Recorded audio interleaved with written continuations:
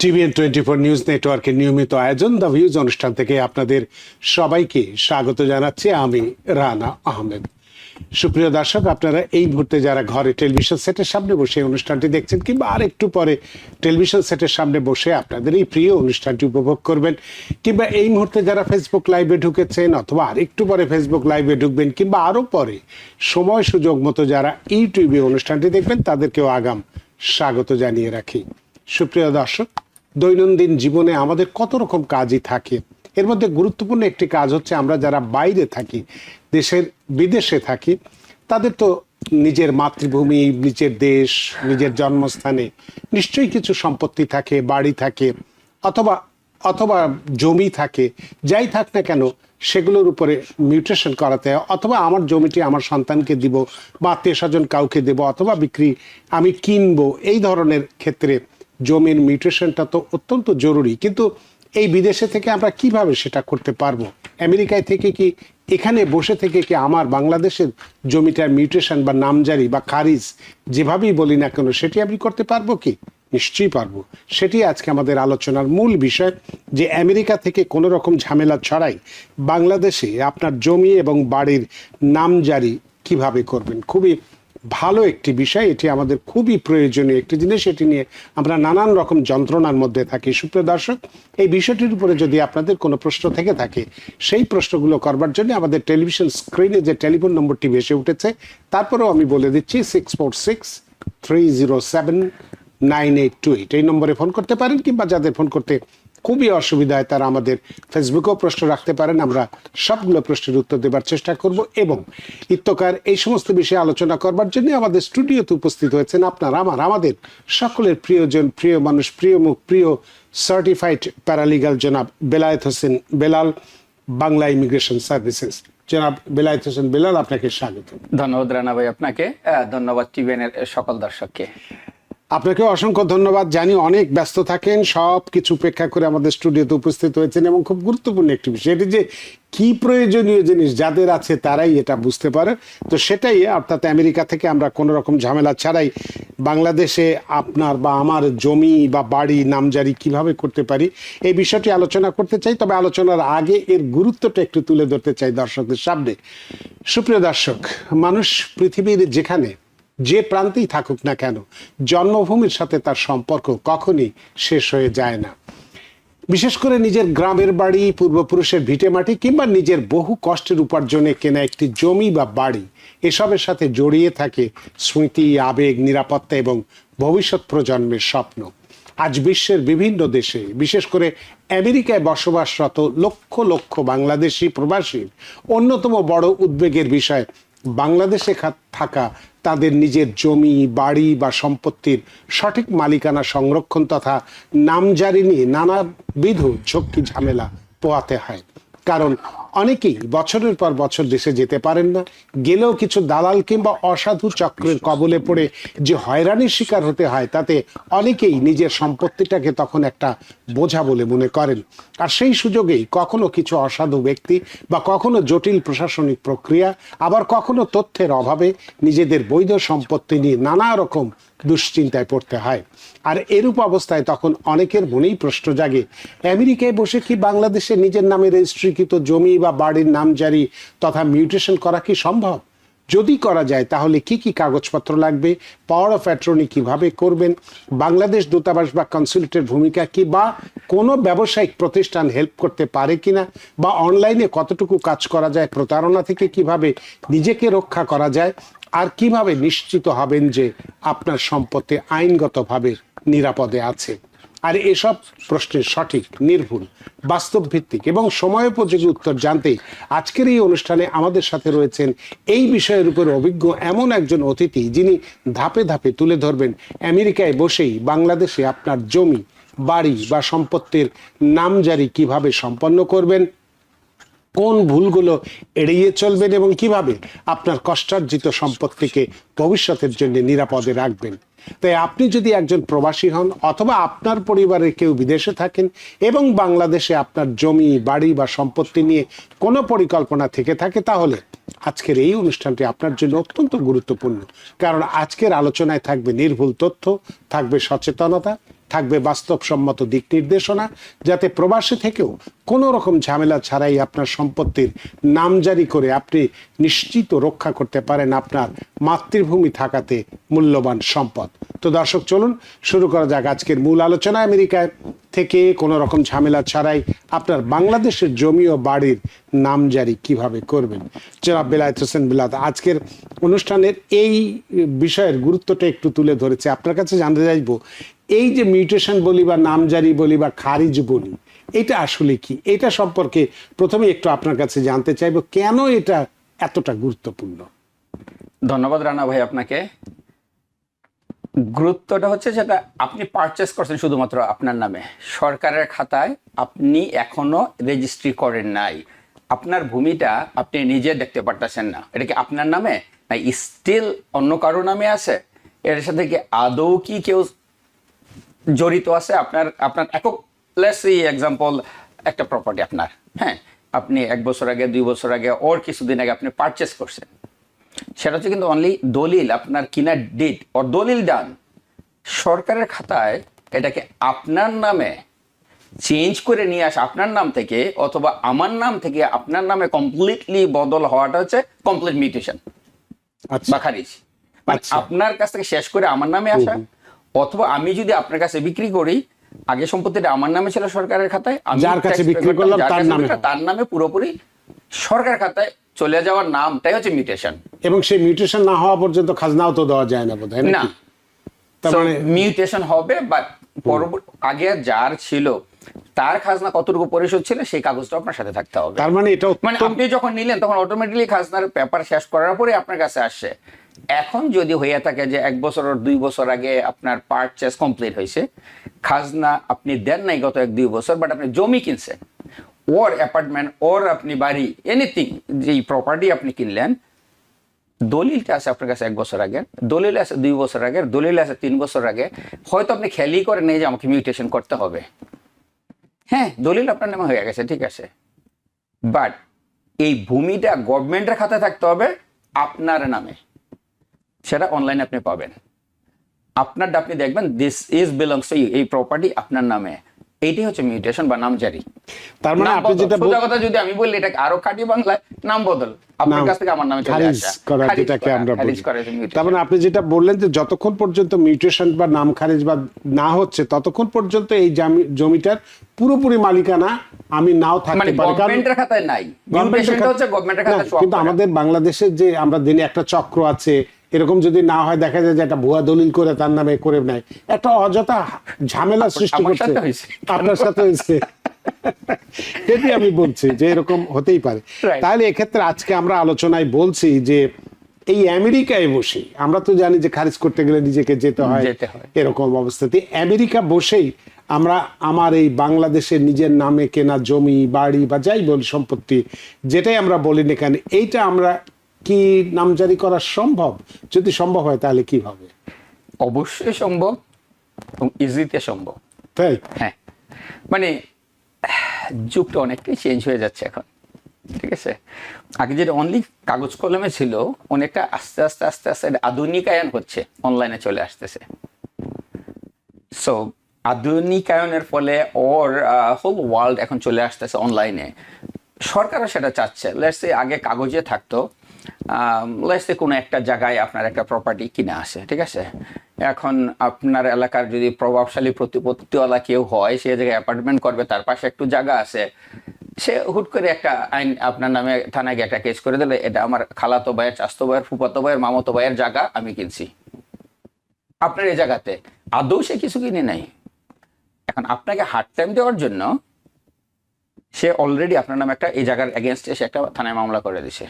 এখন আপনি কনস্ট্রাকশন শুরু করছেন, কাজ করবেন, থানা থেকে পুলিশ এসে বলছে কাজ বন্ধ করো, তুমি করতে পারবে না। কেন? এরকম এই জমির এগেনস্টে কারো, এই জমি অন্যজন কেউ কমপ্লেন করছে, কোর্ট থেকে ডান হওয়ার আগ পর্যন্ত এটা তুমি কাজ করতে পারবে না। এখন যদি এই সম্পত্তিটা খারিজ করা থাকতো বা মিউটেশন করা, ক্লিন করা থাকতো আপনার নামে, তখন আপনি অনলাইনে চেক করতে পারতেন, যাচাই বাছাই করতে পারেন এটা আদৌ কি কারো কিছু আছে কি না। সেজন্য সরকার চাচ্ছে যে আগের দিনে যেটা ছিল যে আইডিয়া টিপ সই অথবা কাগজে লেখা, কাগজেই থাকবে, তখন তো আপনি 1 by 1 যাওয়ার জন্য, পিছনে যাওয়ার জন্য, কোর্টে যাওয়ার জন্য এবং কোর্ট থেকে ডেট পাওয়া, ফিজিক্যাল পেপার সংগ্রহ করা বিরাট বড় লম্বা সময় সাপেক্ষের ব্যাপার ছিল। এখন যখন অনলাইনে আপনারটা থাকবে, সেটা আপনি কোর্টে যান, আপনি নিজে দেখেন, ইজিতে আমরা আমার রেকর্ডটা পাচ্ছি। যদি এই দেশের কথাই বলি, ফর এক্সাম্পল আপনার অ্যাড্রেসটা, আপনার অফিসের অ্যাড্রেসটা যদি সার্চ করা হয়, অ্যাড্রেস এই বাড়িটা কার নামে পাওয়া যাবে, কত সালে এই বাড়িটা হাত বদল হয়েছে পাওয়া যাবে। This is mutation. আচ্ছা, কতটা আপনি পারছেন সেটাও থাকে যদি আপনি চান বের করা। তো কাইন্ড অফ সেম জিনিসটা এখন আসতেছে যে এই সম্পত্তির একক মালিককে যদি আপনি অনলাইনে মিউটেশন আপনার চলে আসে, যদি আপনি ডান করেন আপনারটা, আপনি ক্লিয়ার থাকবে যে এটা আপনার সম্পত্তি, আপনার নামে আছে। এখন যদিও কেউ আগেরটা করতে চায় এগেনস্টে আপনার নামে, is easy to find out আদৌ কি আপনার এই জায়গায় কারো নামগন্ধ আছে কি নাই। মিউটেশন করা না থাকলে দিস ইজ দ্য সমস্যা, কেউ না কেউ ওটা চাবে আপনার উপর হাত দেওয়ার জন্য। সো মিউটেশন করা আপনার নামের সরকার খাতায় চলে আসবে, অনলাইনে চলে আসবে, আপনি যেমন দেখতে পারবেন, আপনার লয়ার দেখতে পারবে, ইভেন কোর্টেও যদি কেউ আপনার এগেনস্টে যায়, ওরাও কোর্টেও দেখতে পারবে, সেম ইউএস এর মতো। তো আগে আমরা দেখেছি যে মিউটেশন হয়ে যাওয়ার পরে একটা কাগজ দেয় যেটাকে ডিসিআর বলে, Yes. Duplicate carbon Yes. Receipt বলে। ইয়েস, তো এখন যেটা আপনি অনলাইনের কথা বলছেন, Online আছে। ওটা কই অনলাইনে ডিসিআরটা থাকে যেটা আমি উইথ দ্য প্রিন্ট করে বারকোড নিলে সহ হবে? থাকবে এখন, Barcode সহ বারকোড থাকবে। সহ থাকবে, আপনি নিজে স্ক্যান করে আপনার মোবাইল থেকে দেখতে পারবেন আপনার সম্পত্তির কি অবস্থায় আছে। আচ্ছা, উইথ দ্য বারকোড সহ ওই সেম জিনিসটাই আগে যেটা আপনি ডুপ্লিকেট কপি একটা পাইতেন, এখন অনলাইনে আপনার রিসিপ্টটা আপনি প্রিন্ট করবেন, আপনার দলিলের সব কিছু থাকবে, আপনার ডানে কে বামে কে, যে আগে লেখা থাকতো কাগজে, এখন এটা অনলাইনে সেম এজ ইট ইজ থাকবে। আপনার ডান পাশে কি, আপনার বাম পাশে কি, আপনার পূর্বে কি, আপনার দক্ষিণে কি, আপনার কতটুকু জায়গা এবং এই সম্পত্তিটার মালিককে, সব ডিটেলস দেওয়া থাকবে, আপনার প্রিন্ট আউট করে নিজেই দেখতে পারেন। তা আমরা বলছি যে আমেরিকায় বসে আমি বাংলাদেশে আমার সম্পত্তি খারিজ করার কথা বলছি, তাহলে সেক্ষেত্রে যে এই নামজারি করতে একজন প্রবাসীর, বা ধরুন যে আমি আমেরিকা থেকে বাংলাদেশে আমার জমিটা বা বাড়িটা খারিজ করতে চাই, সেরকম আমার মতো প্রবাসীর বাংলাদেশের জন্য এই পুরো প্রক্রিয়াটি আমি কিভাবে শুরু করব এবং কিভাবে আমি শেষ করব? Thank you. যদি আমরা দেশে গিয়ে কমপ্লিট করতে চাই, আসা যাওয়ার একটা ট্রাভেলিং এর ব্যাপার আছে, বিশাল ব্যাপার, খরচের একটা ব্যাপার আছে। কোনোভাবে যদি জানি আমরা বিদেশ থেকে বাংলাদেশে গেছি, তাহলে আমাদের জন্য আরেকটু কষ্টকর। আপনি দেশে গিয়ে যতই বলি ভাই আমি বিদেশি না, মানে পরিচয় দিতে চান না, আপনার বডি ল্যাঙ্গুয়েজ, আপনার ড্রেস আপ, আপনার সাউন্ড, আপনার বডি স্মেলে ওরা বলতে পারে আপনি বাঙালি আর বিদেশি। যতই আপনি চালাকি করেন, বিকজ এটি ওদের জব, ওরা এভরিডে 100 কাস্টমার ডিল করে, 99 জন কি ছিল, আর আপনার বডি ল্যাঙ্গুয়েজ, আপনার ড্রেস আপ, ওর আপনার কথা বলার স্টাইল, 1 2 3 দে ফিগার আউট যে আপনি বিদেশি। যখন একটু বিদেশি পাওয়া যায়, সেটা শুধু বাংলাদেশের কথা বলো না, বিশ্বের অনেক দেশেই হয়তো কারো লোলভ দৃষ্টি একটু বেশি আসে যে ওনার কাছ থেকে হয়তো একটু কিছু পাওয়া যাইতে পারে যেহেতু বিদেশি। আচ্ছা, তো এটা হয়, যেটা আমাদের আপনার সাথেও মেবি আমার সাথে তো অনেকবার। সেগুলি থেকে এড়ানোর জন্য ইভেন আপনি ও জায়গায় যাওয়ার পরে যখন 1 2 3 তো হচ্ছে তা না, কতদিন আপনি থাকবেন? আমরা এই জায়গায় কাজ করি, এটা মিউটেশন করতে যদি আমার 1 মাস বা 1.5 মাস সময় লাগে, আমি কি 1 1.5 মাস থাকবো ওই জায়গায়? লম্বা সময়ের কাজ। 2 ব্যয় সাপেক্ষ, বিকজ আপনি এককভাবে করবেন না, তাকে না কাকে ধরতে হবে, সে জায়গায় একটা ব্যাপার স্যাপার আছে। আর যখন জানে বিদেশি কেউ একটু সময় ডান হাত বাম হাত সাইডে একটু দিতে চায়, বিকজ অফ যদি ডান হাত একটু টাচ করা যায়, মেবি দ্যার ইজ এ মানি। আর আমরা যারা বিদেশ থেকে, আমরা চাই না যে কোনোভাবেই কোনো ঝামেলায় যাই, নে ভাই 2 টাকা একটু নিয়ে যায়, আমারটা ডান করে দে। তো এই ধরনের অনেক কেওয়াস থাকে আমাদের দেশে, এটা আমরা সবাই জানি। মেবি আপনার ক্ষেত্রেও আছে, আমার ক্ষেত্রে তো ডেফিনেটলি আছে, আমার বিটার এক্সপেরিয়েন্স আছে এই ক্ষেত্রে কিছুটা, সবার আছে। আমরা যারা বিদেশ থাকি সবারই আছে। যেটা হয়তো কুইক করা সম্ভব, যতক্ষণ পর্যন্ত আপনি সাধারণত খুশি না করতেছেন ততক্ষণ পর্যন্ত এটা সম্ভব না। এটা সম্ভবত সরকারি অফিসে গেলে একটু যে আমাদের সবারই আইডিয়া আছে সেটা। এখন যদি আপনি এই জায়গায় থেকে বসে করতে পারেন, বাংলাদেশের ছোঁয়া ছাড়াই, বাংলাদেশের কারো হেল্প নেওয়া ছাড়াই যদি আপনি আমেরিকা বসে করতে পারেন, আপনার টাইম সেভ, আসা যাওয়া ট্রাভেলিং এর জন্য যে কষ্ট সেটা সেভ। ট্রাভেলিং এর জন্য আমরা যদি দেশে যাই, নো ম্যাটার হোয়াট, 5-10 হাজার কিন্তু সবারই খরচ হয়ে যায়। তা তো বটেই। আসা যাওয়ার প্লেন ফেয়ার থাকবে, আমি দেশে গিয়ে খরচ করব, আর এটা যদি এই জায়গায় থাকতাম ইনকাম করতাম, এই জায়গায় 2টা খরচ আছে। এক, যাওয়ার জন্য খরচ, যদি না যায় এই জায়গায় থাকি তাহলে আমি ইনকাম করি, সো অপোজিট হয়ে যাচ্ছে। সো হিউজ একটা এক্সপেন্স থাকে দেশে গেলে, আত্মীয় স্বজন থাকবে, গরিব থাকবে, তাদেরকে আপনি একটু হেল্প করবেন, এটাই স্বাভাবিক, ওরা এটাই আশা করে। সো অনেকে হয়তো ছুটি পায় না, ইয়ারলি একবার ছুটি পায়। ইয়ারলি যদি আপনি ডিসেম্বরে ছুটি পান, তখন সরকারি অফিস আদালতে বন্ধ থাকে। তো অনেক কিছু Christmas-এর ব্যাটে বলে ছুটি। সাধারণত, হ্যাঁ সেটাই, অনেক কিছু অনেক সময় ব্যাটে বলে মিলে না। সো আমরা যারা বিদেশ থাকি, যদি কোনো ফ্যাসিলিটিস হয়ে যায় কোনো জায়গা থেকে, যদি আমরা ইজিতে করতে পারি আমাদের জবটা, তাহলে একটু হ্যাসেল ফ্রি, নিজের কাছে একটু ভালো লাগে। এবং বড় কথা যে এটা আপনি দেখতে পারবেন আপনার সম্পত্তির কি অবস্থানে আছে, আপনার সম্পত্তি থেকে আরো কারো হাত আছে না, আপনি এককভাবেই আপনার সম্পত্তির মালিক। এটা হচ্ছে মেইন ফ্যাক্ট।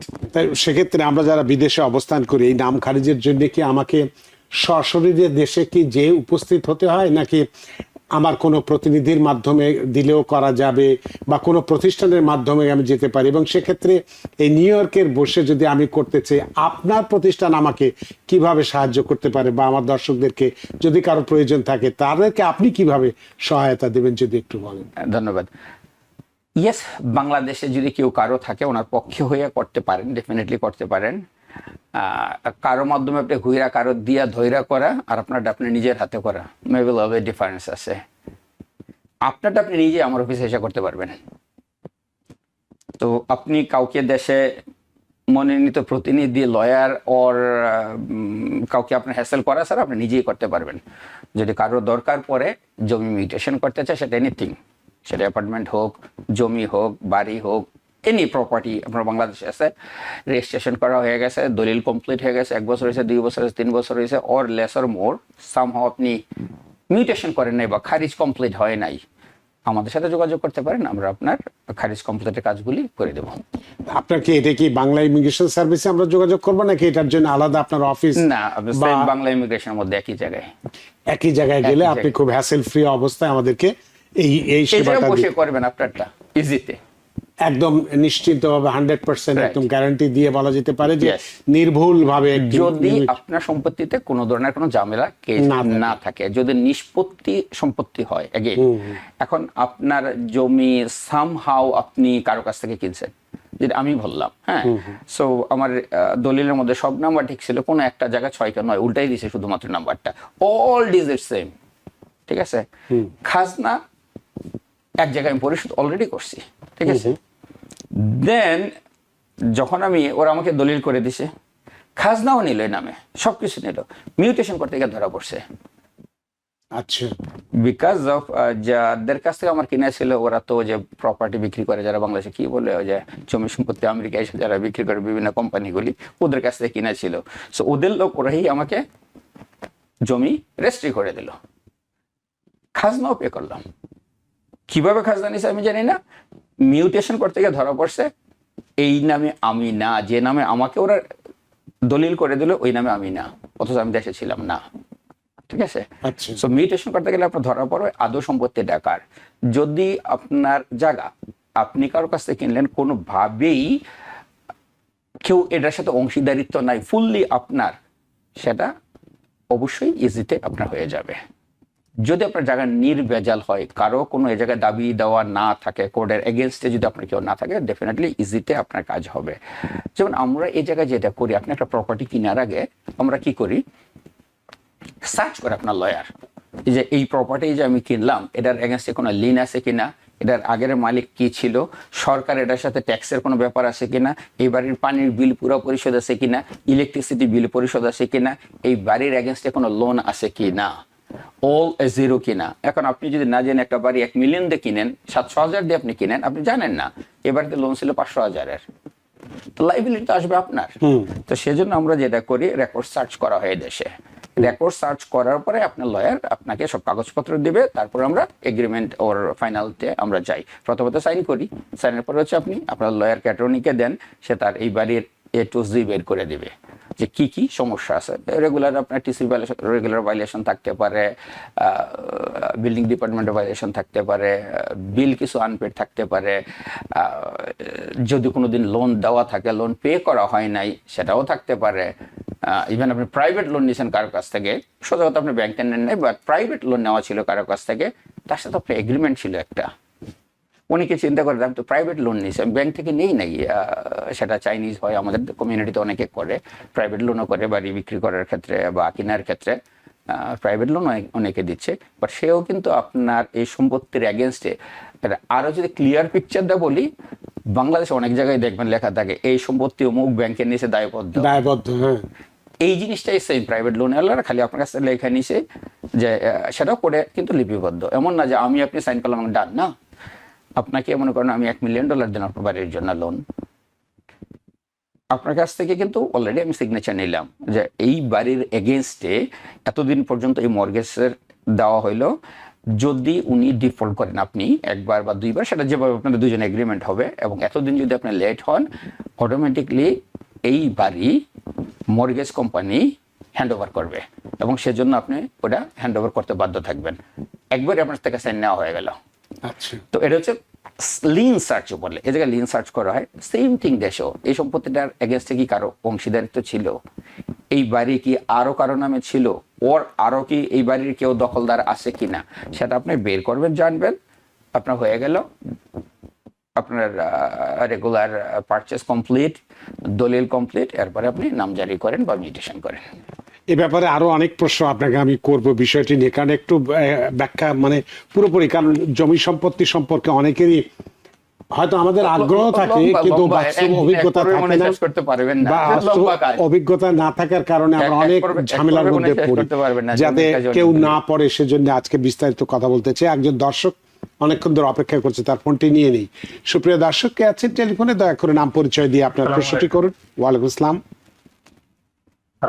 জি জি, আমি সোহেল। জি আমি ইউএস সিটিজেন। এখন ডুয়াল সিটিজেনের জন্য আবেদন করতে চাচ্ছিলাম। জি তো ডুয়াল সিটিজেন আবেদন করতে কি কি ডকুমেন্ট লাগবে? জি, শুধু এটুকুই প্রশ্ন? আর যে ডুয়াল সিটিজেনের জন্য আবেদন করতে কি কি লাগবে, কি কি আচ্ছা, ও অনেক ধন্যবাদ জনাব সোহেল আপনার প্রশ্নের জন্য। জনাব বিলাত হোসেন বিলাল। ডুয়াল সিটিজেনের জন্য বাংলাদেশে passport either new or expire. মানে একটা পাসপোর্ট হলেই অনেকেই আসে, ভাই আমার তো নতুন পাসপোর্ট আমি কিভাবে করব?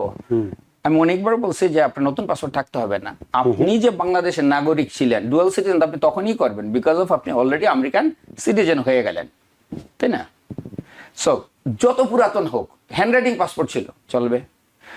জাস্ট এই পাসপোর্টটা হচ্ছে আপনার আইডেন্টিটি, আপনি বাংলাদেশি ছিলেন। আচ্ছা, সো আপনার নতুন পাসপোর্ট হোক, 10 বছর আগের হোক, মাঝে মাঝে কেউ কেউ আছে ভাই আমি তো এই দেশে 30 বছর আগে আসি, সেই হাতে লেখা ওই যে ছবি আটকানো যেটা, হ্যাঁ ক্লিপ দেয়া, ইয়েস স্টিল চলবে। এটা গভর্নমেন্ট ইস্যু ছিল। সো এনিথিং আপনার পাসপোর্ট থাকতে হবে। পাসপোর্টের 1 থেকে 7 পাতা কপি থাকতে হবে, ফার্স্ট 1 পেজ থেকে আপ টু 7 পেজ। 2 কপি আপনার ছবি থাকতে হবে। বাংলাদেশের আপনার জন্ম নিবন্ধনের যেই সার্টিফিকেট আছে, বার্থ সার্টিফিকেট আমরা যেটা বলি, বাট 17 ডিজিট অনলাইন ভেরিফিকেশন যেটা করা যাবে, 17 ডিজিটের বার্থ সার্টিফিকেট এখন সবকিছুতেই লাগে এনিথিং করার জন্য। 17 ডিজিটের বার্থ সার্টিফিকেট আপনার থাকতে হবে। 2 কপি ছবি, বার্থ সার্টিফিকেট। এনআইডি লাগে না? এনআইডি তো বাধ্যতামূলক হ্যাঁ, এটার ক্ষেত্রে, ডুয়াল সিটিজেনশিপের ক্ষেত্রে পাসপোর্ট, এনআইডি, 2 কপি ছবি, জন্ম নিবন্ধন। দেন বাংলাদেশে যদি আপনার কোনো সম্পত্তি আপনার নামে থাকে সেরকম কাগজ, যদি নিতান্তই আপনার কিছু না থাকে, এবার আসা যাবে আপনার আব্বা আম্মার আছে আপনার নামে, আব্বা আম্মার লিঙ্ক থেকে আপনার কাছে আসা যাবে। আব্বা আম্মার বার্থ সার্টিফিকেট দিবেন, আব্বা আম্মার এনআইডি কার্ডের ছবি দিবেন, আব্বা আম্মার ম্যারেজ সার্টিফিকেট দেবেন, যে জায়গায় পরিচয় করা যাবে যে আপনি বাঙালি, আপনার বাবা মুখে এই সম্পত্তি আপনার আব্বার, হুইচ ইজ স্টুডেন্ট টুমরো, হয়তো পৈতৃক সম্পত্তি হিসাবে আপনিও পাবেন, এটা আপনার হক আছে। এভাবে প্রুভ করা যাবে যদি আপনার নিজের নামে কোনো কিছু নাও থাকে বাংলাদেশে, সেটাও করা যাবে। সো পাসপোর্টের 1 পাতা থেকে 7 পাতা পর্যন্ত কপি ডুয়াল সিটিজেনের জন্য, 2 কপি ছবি, আপনার এনআইডি কার্ড, আপনার বার্থ সার্টিফিকেট, বাংলাদেশের অ্যাড্রেস, নাম, 2টা ফোন নাম্বার, বিকজ অফ ওই জায়গায় কল যাবে ভেরিফাই করার জন্য যে আপনি এই এলাকার বাসিন্দা, আপনার জন্ম এলাকার, এই স্কুলে আপনি পড়াশোনা করছেন। যদি কেউ হয়ে থাকে দেশ ভেরিফিকেশনের পরে গভর্নমেন্ট আপডেট দিবে, স্বরাষ্ট্র মন্ত্রণালয় অবশ্যইটা, তারপরে আপনার ডুয়াল সিটিজেনশিপ হয়ে যাবে। তো আপনাকে একটু পাল্টা প্রশ্নই করি, সোহেল সাহেবের জানাও থাকবে বা আরো সবাই জানতে পারবে, যদিও আমরা এটা নিয়ে কথা বলেছি, তারপরেও যে ডুয়াল সিটিজেন আবেদন যদি করা হয়, কতদিনের মধ্যে আমি আমার এই সার্টিফিকেটটা পেতে পারি? এখন অনেকটাই অনলাইন, 45 ডেজের মধ্যে হয়ে যায়। এত সহজ হয়ে গেছে। আমরা 45 ডেজ বলি, 45 ডেজ, বাট 30 কার্যদিবসে হয়। যদি বাংলাদেশ আপনার বাড়িতে আইডিয়ার যখন স্বরাষ্ট্র মন্ত্রণালয় থেকে যাবে অথবা কল করবে, আপনি যদি ভালো কোঅপারেট করেন, এখন ওরা যদি বাড়িতে গিয়ে আপনার বাড়িতে না পায়, ওরা হয়তো সেকেন্ড টাইম যাবে না, আবার আপনাকেই যোগাযোগ করতে হবে, দেন ডান। সো ওরা যখন যাবে ভেরিফাই করার জন্য আপনি তো আপনার আব্বা আম্মা ভাই বোন আত্মীয় কেউ না কেউ স্বজন থাকবে দিবেন ওখানে। বা কিছু দিবেন, ওরা জাস্ট শুধুমাত্র যেন এক্সপ্লেন করতে পারে ইয়েস আপনি এই স্কুলে পড়াশোনা করছেন, আপনার কিছু না কিছু স্মৃতি ওই জায়গায় আছে।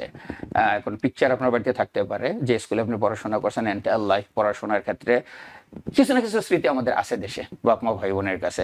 এই আমার ছেলে, এই আমি, এই তার ভাই, সে এই স্কুলে যাইতো, ওর স্কুলের আপনার কার্ডও থাকতে পারে, কিছু না কিছু আছে। আমি মেট্রিক পরীক্ষা দিয়েছি, আমার মার্কশিট থাকতে পারে, স্কুলের নাম আছে আমার মার্কশিটে, ওর এডমিট পেপার আছে, এডমিট পেপারে আপনি কোন স্কুলে দিয়েছেন সেটাও আছে। সো মেনি ওয়ে আমরা যে জায়গাতে আসি, যেই মূল রূপ থেকে আমরা আসছি, আমাদের স্মৃতি ওই জায়গায় আছে, আমাদের প্রুফ ওই জায়গায় আছে, আমি বাঙালি এবং আমি ওই এলাকার। এবং এখন তো খুব সহজ হয়ে গেছে, Easy. টেকনোলজির যুগ, Right. সুতরাং যে যত দূরেই থাক না কেন টেকনোলজির মাধ্যমে আপনি সে কাগজ পাঠিয়ে দিতে পারেন। জাস্ট দেওয়া যেতে গভর্নমেন্ট মেক শিওর করতে চাচ্ছে যে আমি রোহিঙ্গা বা অন্য দেশের কাউকে বাঙালি হিসেবে তাকে দিচ্ছি না। That's it. It's like both party I would say ভালো। আপনার জন্য যেরকম ভালো আপনি সবই পাচ্ছেন, আছে। গভর্নমেন্ট আপনার ভেরিফাই করে দিচ্ছে। সো এটার জন্য হয়তো অনেক সময় কেউ অফিসে বলে কেন করবে, সরকারের তো কোনো না কোনো জায়গায় দায়বদ্ধতা আছে, তাই না? তা তো বটেই। তো সেই ক্ষেত্রে সরকার তার যাচাই বাছাই করবে। আগে যেটা 11 বছর লাগতো, সেখানে এটা 1 থেকে 1.5 মাসে হচ্ছে। অনেক অ্যাটলিস্ট একদিকটা অনেকটা ইজি। অনেক ইজি হয়ে গেছে। অনেক ধন্যবাদ জনাব সোহেল, আশা করি আপনার উত্তর পেয়েছেন। সুপ্রিয় দর্শক কে আছেন টেলিফোনে, দয়া করে নাম পরিচয় দিয়ে আপনার প্রশ্নটি করুন। জি, আসসালামু আলাইকুম। ওয়ালাইকুম আসসালাম। জি, আমি হাসান বলছি। জি আমি দীর্ঘ 8 মাস আগে গ্রিন কার্ডের জন্য আবেদন করছি। জি, এখনো গ্রিন কার্ড হাতে পাইনি, কেন বিলম্ব হচ্ছে? কয় মাস হয়েছে? এমন 8 মাস। একটু জানতে চাচ্ছি। 8 মাস। জি, 8 মাস ধরে আবেদন করেছেন। আপনি কি অ্যাসাইলামের ভিত্তিতে নাকি কোন ক্যাটাগরিতে? আপনার এখানে স্ট্যাটাস কি? অ্যাসাইলামের ভিত্তিতে। অ্যাসাইলামে উইন করার পরে 8 মাস হয়ে গেছে, গ্রিন কার্ডের জন্য আবেদন করেছেন। খুব বেশি সময় হয়েছে বলে মনে হয় না। তারপরেও জনাব বিলায়েত হোসেন বিলাল, ওনার কি গ্রিন কার্ড রিপ্লেসমেন্ট, না রিনিউয়াল আবেদন করেছেন, গ্রিন অ্যাসাইলামের উইন করেছিল, অ্যাসাইলামের পরে গ্রিন কার্ডের জন্য আবেদন করেছে, 8 মাস মাত্র হয়েছে। ওকে। সো স্বভাবতই আমরা সবাই জানি ইমিগ্রেশন কিন্তু একটু ডিলে, হ্যাঁ। অ্যাসাইলামের ক্ষেত্রে একটু বেশি ডিলে হয়। হুম, অ্যাগেন আপনার ব্যাকগ্রাউন্ড ওরা চেক করবে। হুম। ব্যাকগ্রাউন্ড যে শুধুমাত্র আপনার ইউএসএ চেক করবে তা না, কিন্তু বাংলাদেশেও চলে যাবে। বাংলাদেশেও যাবে। সো আমাদের যে কনসুলেট বাংলাদেশে আছে, ওরাও কিন্তু আপনার যাচাই বাছাই দেশে করবে আপনি কে, আপনি আদৌ কোনো সন্ত্রাসীর সাথে সংযুক্ত আছেন কিনা, কোনো ধরনের খারাপ কার্যক্রম আপনার এগেনস্টে আছে কিনা, অথবা একটা কমন নেম হয় মোহাম্মদ রফিকুল ইসলাম, মোহাম্মদ খান, সাইফুল ইসলাম, কার যদি এরকম নাম থাকে তাদের ক্ষেত্রে একটু ডিলে বেশি হয়। আল আমিন, হ্যাঁ। মোহাম্মদ আমিন, এমডি আমিন, এইরকম নামের ক্ষেত্রে একটু বেশি হয়। ওকে, সেটাকে বলে ওরা নেম ম্যাচ অথবা বলে কমন নেম। অনেকদিন আগে এরকম একটা সাউন্ড ছিল, my name is a Khan but I am not a terrorist. আচ্ছা। ওকে, অনেক সময় দেখবেন এয়ারপোর্টে আসলে আপনার ফ্যামিলি মেম্বার হয়তো আপনার 10 জন আসছেন, 7 জন আসেন, 6 জনকে দিছে, আপনাকে আটকে দিছে, ভিতর রুমে এসো, আপনার নাম মোহাম্মদ খান অথবা মোহাম্মদ রফিকুল ইসলাম। হয়তো আপনাকে 10-15 মিনিট বসায় রাখছে, আরেক অফিসার আসে 1-2টা আপনাকে কোশ্চেন করছে, বাট বেসিকলি ওরাই ওদের মতো সিস্টেম যাচাই বাছাই করতেছে। এই রফিকুল ইসলাম আর মোহাম্মদ খান যে টেররিস্ট লিস্টে আছে, আপনি কি না, জাস্ট মেক শিওর সেটা আপনি না। হয়তো কোনো অফিসার আপনার সাথে কথা বিগিনিং এ বলবে, অথবা বলে তুমি বসো, বাই দিস আমাদের চেক করা হয়ে গেছে, 5 মিনিট পরে বলে ওকে ঠিক আছে, everything is okay, you can go. এই আবার ক্ষেত্রে কখনো কখনো 6-7 ঘন্টাও যায়। 6-7 ঘন্টা, সেকেন্ডটাই 6-7 ঘন্টা। এখন সামহাও পাওয়া গেছে মোহাম্মদ খান আপনি, সেও মোহাম্মদ খান, কোনো না কোথাও আপনার সাথে একটু হইলো লিঙ্ক পাওয়া গেছে। সেই মোহাম্মদ খান যাদের লিস্টে Mohammad Khan somebody is a bad people, ওরা লুকিং করতেছে ফ্রম বাংলাদেশ, আপনিও বাংলাদেশ, আপনার এখন কান্ট্রি মিলছে, এখন ওদের সেকেন্ড টিয়ার। ওকে, তাকে এবার আর একটু বেশি যাচাই বাছাই করো। এখন এমন হইতে পারে এই টাইমে আপনাকে 2-4টা ওরা ছবি দেখাইতে পারে, তুমি ওরা চিনো কিনা, ওই মোহাম্মদ খান যার সাথে লিঙ্ক আছে তার সাথে তোমার কোনো সম্পর্ক আছে কিনা, তুমি আরো কোনো কান্ট্রিতে ট্রাভেল করছো কিনা, এরকম এডিশনাল কোশ্চেন আপনি করতে পারে। এই অফিসার চলে যাবে, 2টা কোশ্চেন করার পরে আরেক গ্রুপ আসতে পারে, সে আপনাকে আরেকটা কোশ্চেন করতে পারে। সো এগুলি নিয়ে প্রায় আমাদের অফিসে আসে লোকজন, এটা নিয়ে অনেকে ভয় পায়। আমি এটা বলবো যে প্লিজ এটা নিয়ে কোনো ভয়ের কারণ নাই। অফিসার যদি আপনাকে জিজ্ঞাসা করে, সে আপনার জন্য জিজ্ঞাসা করে নাই, অফিসারের সিস্টেমে আসছে সাসপেক্ট আপনি, সেজন্য আসে। আরো ইজিতে যখনই আমরা দুবাই, যখন আমরা অন্য এয়ারপোর্ট দিয়ে আসবো, দেখবেন আপনার পাসপোর্টের পিছনে একটা স্টিকার লাগাই দেয় এসএস, সাসপেক্ট।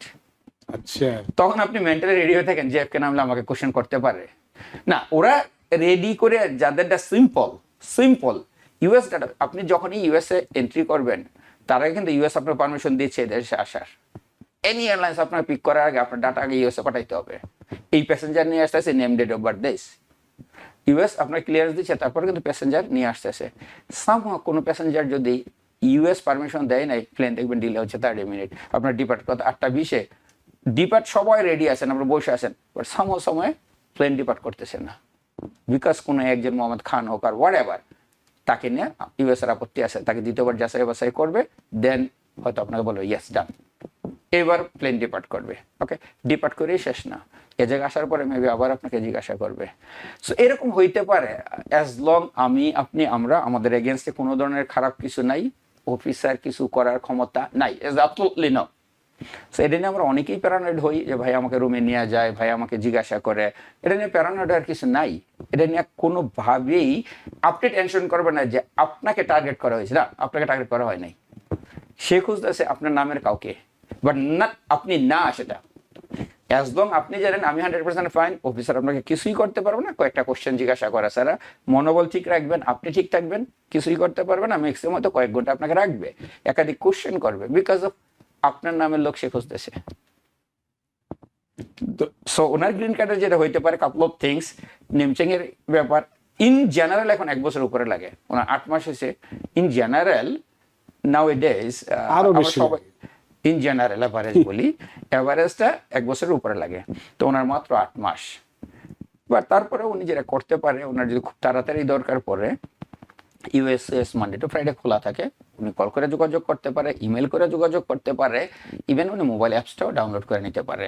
এনিথিং যদি আপডেট হয় ওই জায়গায় অটোমেটিকলি টেক্সট মেসেজ আসে, মেসেজ নোটিফিকেশন আসে, ওনার ফোনেও আসবে। বেস্ট আর্লির দিকে যদি উনি কল করতে চায় ওনার আপডেট জানার জন্য, কোনো কারণে হয়তো পেন্ডিং আছে, যদি কোনো ধরনের কোনো কোশ্চেন থাকে, একাধিকবার কল করলে হয়তো কারো না কারো হাতে, ভালো মানুষের হাতে ফাইলটা পড়তে পারে, যে হয়তো কুইক ওনার কাজটা করতে পারে। সে ব্যাপারে আমি হাসান সাহেবকে বলবো উনি যেন অ্যাটলিস্ট 1-2 বার যোগাযোগ করে ইউএসসিআইএস এর সাথে, দেন ওরা আপনাকে ব্যাটারি স্ট্যাটাস দিবে, যেটা আমরা অনেকেই জানি না এবং জানবো না আপনার ফাইলের কি সিচুয়েশন। তার মানে আপনি যেটা বলছেন যে ইউএসসিআইএস উনি ভোরবেলা যদি কল করে সকালবেলা দেখা যেতে পারে, এই কুইক লাইন পাওয়া যায়, তবে কথা বলা যায়, তবে কথা বলতে আপনার কোনো পয়সা লাগবে না, কথা বলতে আপনার ভয়ের কিছু নাই। তবে আমি যেটুকু অফিসার একজন মানুষ, বাট ইন জেনারেল অ্যাবাউট ইয়ার, সাধারণত এখন লাগে ইয়ার প্লাস, 1 বছর বেশি লাগে। সেটি মানে আমি যতদূর জানি 1 বছর নয় 2 বছর পর্যন্ত দেখা যাচ্ছে যে অনেকেরই পাচ্ছেন, এবং 2 বছর যদি না পেয়ে যায় তখন সেটা একটু আনইউজুয়াল হয়ে যায়, মেজরিটি ডিলে যদি 2 বছরের বেশি ডিলে হয়ে যায়, এটা একটা আনইউজুয়াল, এবং তখন একমাত্র উপায় থাকে একটা ম্যান্ডামাস করে দেওয়া, ম্যান্ডামাস করলে তখন সেটা একটু তাড়াতাড়ি।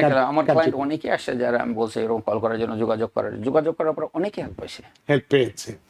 সেটি অনেক ধন্যবাদ জনাব হাসান। আপনি একটু ইউএসসিআইএস এর যদি ভোরের দিকে অর্থাৎ সকালের দিকে ফোন করেন তখন নিশ্চয়ই আপনি জানতে পারবেন। আপনার প্রশ্নের জন্য অনেক ধন্যবাদ। তো আমরা যে বিষয়টি নিয়ে কথা বলছিলাম, অর্থাৎ দর্শক আরো আছে, সুপ্রিয় দর্শক কে আছেন টেলিফোনে, দয়া করে নাম পরিচয় দিয়ে আপনার প্রশ্নটি করুন। আমি ইমরান বলছিলাম। জি, আমি একজন অ্যাসাইলাম আবেদনকারী। কিছুদিন আগে আমার হিয়ারিং ডেট ছিল, সেটাও ক্যান্সেল হয়ে যায়। তো আমি অনেকদিন ধরে আমেরিকায় আছি, এখন কি আমি ট্রাভেল ডকুমেন্টের জন্য অ্যাপ্লাই করতে পারবো কিনা? অনেকদিন? কতদিন? কি আপনি আবার একটু প্রশ্নটা বলবেন? 3 মাস, 6 মাস, 1 বছর? আমি 10 বছর ধরে আমেরিকায় আছি। তো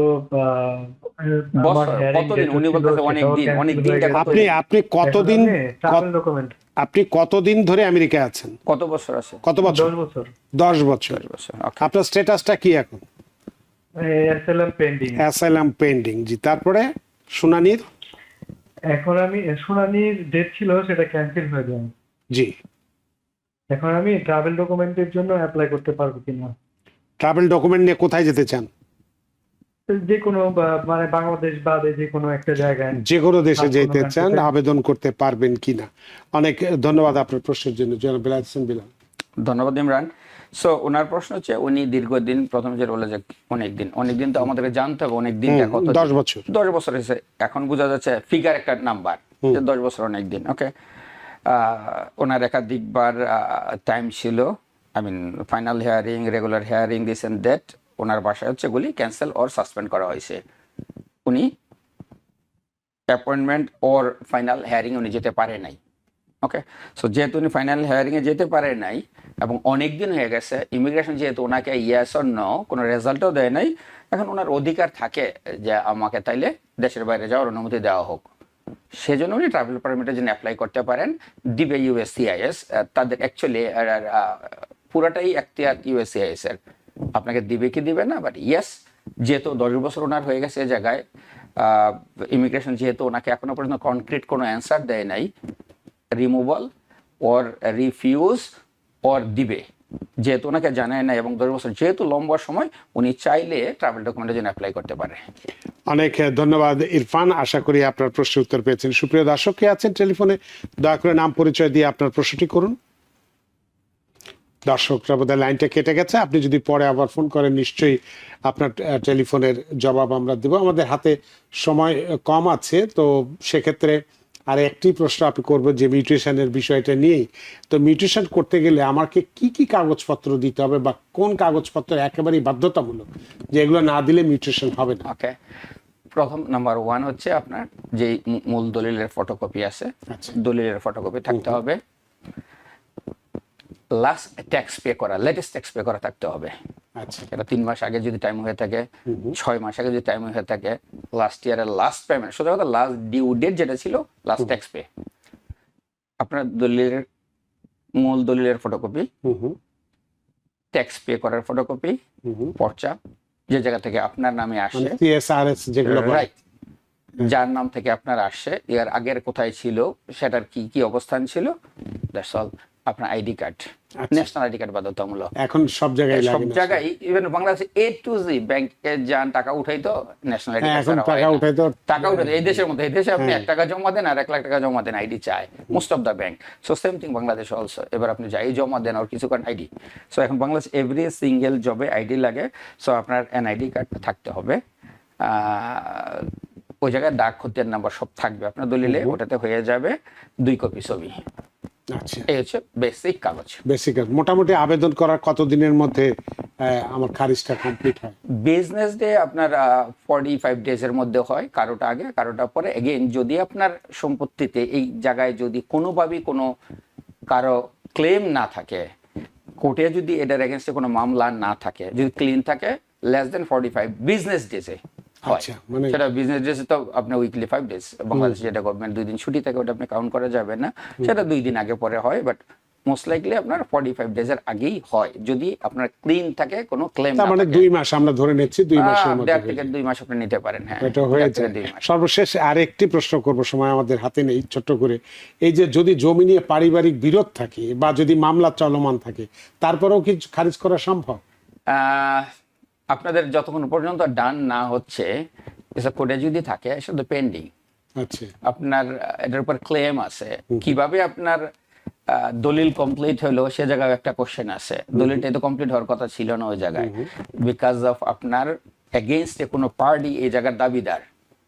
তো দাবিদারের দাবি কমপ্লিট করার পরে আপনার রেজিস্ট্রি হওয়ার কথা জমি।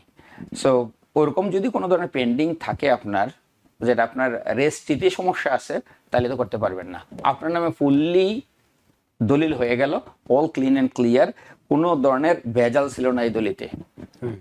মানে দলিলের করাতে যেটা বাংলাদেশে সাধারণত হয়, কর্তার গায়ে কিতাবে আছে, গোয়ালে নাই। আপনার নামে হয়তো দলিল করিয়ে দিয়েছে, কিভাবে সেটা রিয়েল এস্টেট কোম্পানিগুলিই জানে। যখন আপনি ফাইনাল বের করতে যান, দেখা যায় আপনার নামে সেটা করে দেন, অথবা নাম্বার ভুল কিছু একটা করে দিছে। তো এরকম ক্ষেত্রে হবে না। অনেক ধন্যবাদ জনাব বিলায়েত হোসেন বিলাল। আমাদের হাতে সময় নেই, সময়ের দরিদ্র বাধা, সময় সীমানা টপকানো কঠিন, তাই অনুষ্ঠানটা শেষ করতে চাই। আজকে আরো অনেকগুলো প্রশ্ন আমি করতে চেয়েছিলাম, কিন্তু যেহেতু সময় নেই, যে উত্তরাধিকারের সূত্র হতে পারে, পাওয়ার অফ অ্যাটর্নি কি, অনলাইনের বিষয়গুলো বলছেন, অনলাইনের বিষয় বিস্তারিত অনেক প্রশ্ন করতাম, যাই হোক সময় নেই, অন্য অন্যদিন আমরা নিশ্চয়ই আলোচনা করব। আপনার এই চমৎকার আলোচনার মধ্য দিয়ে আমরা সত্যি ঋদ্ধ এবং প্রাণিত। ধন্যবাদ আপনাকে, ধন্যবাদ টিভিএন এর সকল দর্শককে। আপনাকেও আবারও ধন্যবাদ। সুপ্রিয় দর্শক, আজকে খুব গুরুত্বপূর্ণ একটি বিষয় নিয়ে আমরা করেছি। আমাদের জমি সম্পত্তি বাড়ি যেটাই আমরা কিনি না কেন সেটি নিজের নামে করার জন্য যে গুরুত্বপূর্ণ একটি বিষয় সেটা হচ্ছে মিউটেশন, বাংলায় যেটা খারিজ বলি বা নামজারি বলি, সেটা অত্যন্ত গুরুত্বপূর্ণ। এটি না হওয়া পর্যন্ত শতভাগ মালিকানা কিন্তু আমি দাবি করতে পারছি না, বা পরবর্তীতে বিক্রি করতে গেলেও কিন্তু অনেক সমস্যার সৃষ্টি হয়। সুতরাং এই বিষয়টি অত্যন্ত গুরুত্বপূর্ণ এবং সে কারণেই আমরা এটা আলোচনা করেছি। আশা করি আজকের আলোচনা আপনাদের যথেষ্ট ভালো লেগেছে। সুপ্রিয় দর্শক, যে যেখানেই থাকুন, ভালো থাকুন, সুস্থ থাকুন, নিরাপদে থাকুন। থাকুন টিভিএন 24 নিউজ নেটওয়ার্কের সাথেই।